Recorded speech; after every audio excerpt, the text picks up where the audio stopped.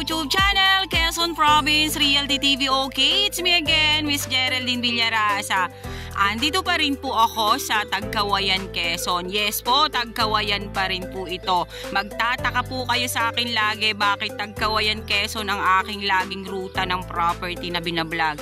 Yes po, kasi darating po ang araw, ang presyo po ng mga property na ibinibenta ko sa inyo ay magti-triple. Kasi ito pong Tagkawayan, Quezon, isa na po ito sa first class na bayan dito po sa amin sa probinsya ng Quezon. Okay po, ito pong ibablog ko ngayong araw.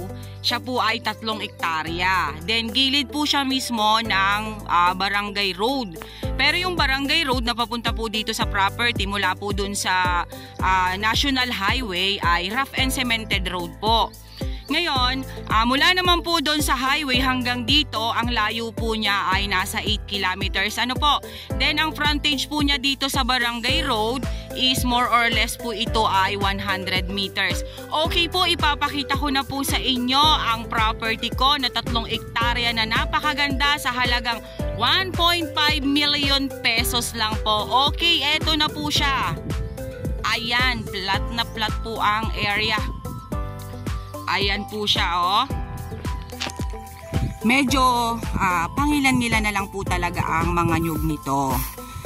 Pero napakaganda po ng area. Ito po ay 99% flat land. Yan, ipinagmamalaki po ito sa akin ng aking anak-anakan dito. Siya po kasi ang kausap ng seller. Yung pong 1.5 million ay slight nego pa naman po yun. Ano po? Nga lang, pag ito po naging sementado ang mga kalsada po dito sa lugar na to, hindi lang po ganon ang magiging presyo nito pag ito po ay hindi nyo pa nabili. Ayan, sa side po na yan, may nakita na tayong fruit bearings. Meron pong duhat at Indian mango, then guyabano. Then, ito naman po, may Jimilina po dito sa side na to. Nakasama pa yung mga Indian Mingong yon. Yan po. Yung mga anong yan, nyug na yan. Ayan po. Yan pong naiikutan na yan ng aking camera ng mga nyog. At saka yung Indian Mango na yan ay kasama pa rin po yan sa 3 hektarya. Sa bagay po, ang 3 hektarya po ay 30,000 square meter. Kaya yun po ay malawak talaga. Then, ang boundaries yan. Yan po ang boundaries naman dito sa kabilang side. Yan po mga Jimilina at mga bulak. Yung bulak po na yung ginagawang unan. Yan, dito po ay flat na flat pa rin po siya. Napakaganda po ng area, oh. Marami na rin po siyang kabahayan dito sa dito po sa malapit. Ayan, ito po mga guyabano po ito. Napakadami po ditong guyabano sa side na to, oh. Then, meron pong dalandan or dalanghita. Then, ayan, may langka sa side na yan. Napakarami pong duhat dito sa property. Sa amin po sa Lopez, wala nang duhat. Dito po sa Tagkawayan, marami pa po akong nakikita.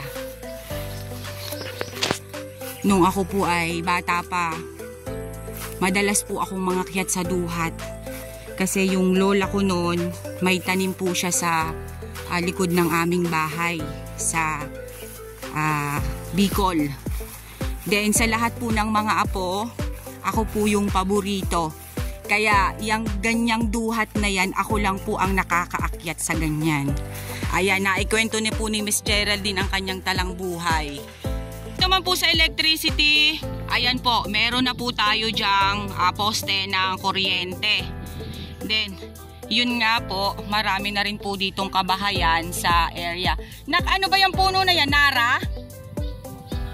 Ayan, sorry po, kanina po yung dinaanan ko, medyo po talaga labo ng inyong lingkod. Meron po dong 3 puno ng Nara. Yan pong natututukan ng aking camera.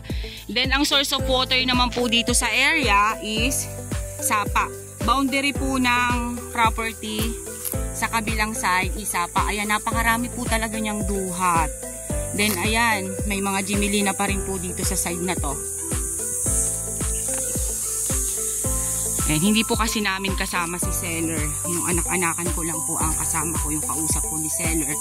Kaya Mamaya po ilalagay ko na lang po sa details kung ilan po ang nyug nito. Oh, ang daming bunga ng duhat. Ayan, then, ayan po, may kaimito po dito sa side na to. Napakaganda po ng property. O talagang almost flat po siya. Hindi po siya nakakasawang tingnan. Hindi po siya nakakasawang galain. Although talaga pong siya ay may mga damo na. Kasi nga po, medyo nagtatag-ulan na po dito sa amin. Pagka kasi po umuulan, yan, tumutubo na po yung mga damo, yumayabong na po siya.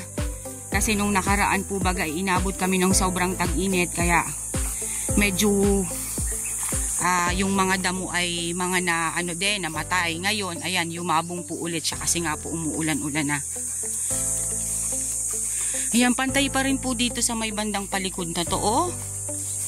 Wala po akong masabi sa property. Napakaganda po niya.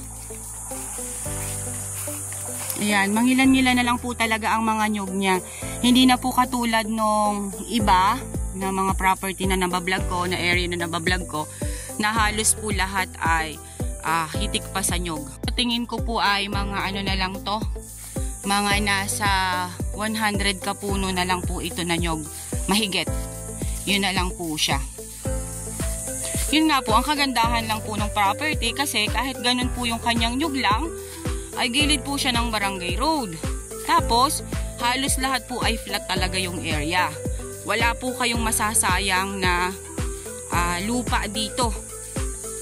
Kasi ayan o, kahit saan po ako pumaling, flat po ang area.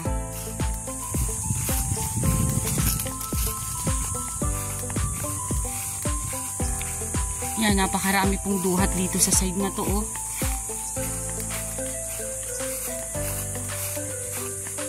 Ganda po niya. Ganda po nitong pagtaniman ng ano, lansones at saka rambutan.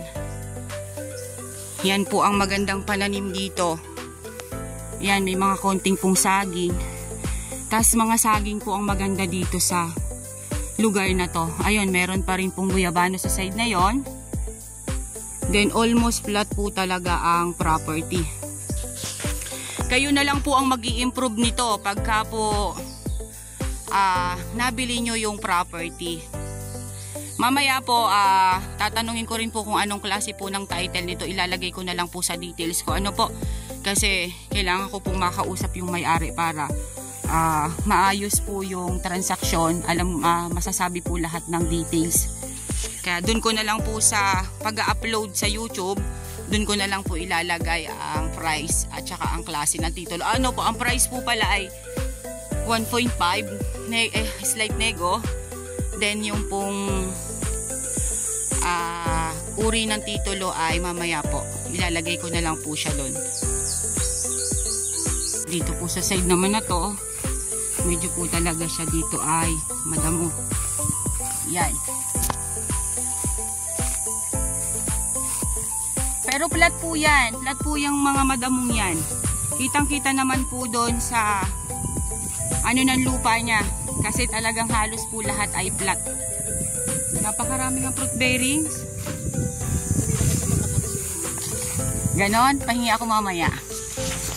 Matamis daw po yung Indian mango. May malaking puno po kasi ng Indian mango dito. Tapos marami po siyang bunga. Then yung anak-anakan ko po ay namitas.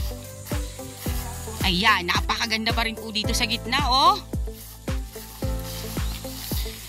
Ganda po nitong alpasan ng baka at kambing. Oh. Quality po yung area. Wala po akong masabi sa ganda. Ayan.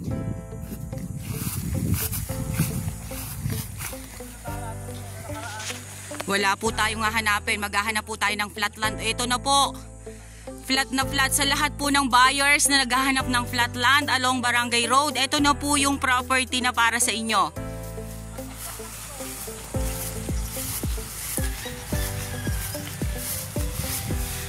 Mag-call na po kayo sa aking WhatsApp at Viber at inyo na po ang property. i-close deal ko na po sa inyo ang property kasi sobra po talaga siyang ganda. Yan. Kumbaga po sa dalaga ay first class po itong dalaga. Kumbaga po ay class A na dalaga. Sa ganda po nung area. Okay guys, sabihin nyo na po ang property namin. Dito po ito sa Tagkawayan, Quezon. Mula po sa National Highway hanggang dito po sa property, 8 kilometers po ang layo niya. Then ang frontage po niya sa Barangay Road is nasa more or less po ay 100 meters ang lapad niya. Then almost flat po ang area. 3 hektarya po ang lawak niya. Then ang dami po niyang fruit bearings at mga hardwood. Okay po, ako po ulit ang inyong site locator, si Miss Geraldine Villarasa. Muli po akong maglalambing.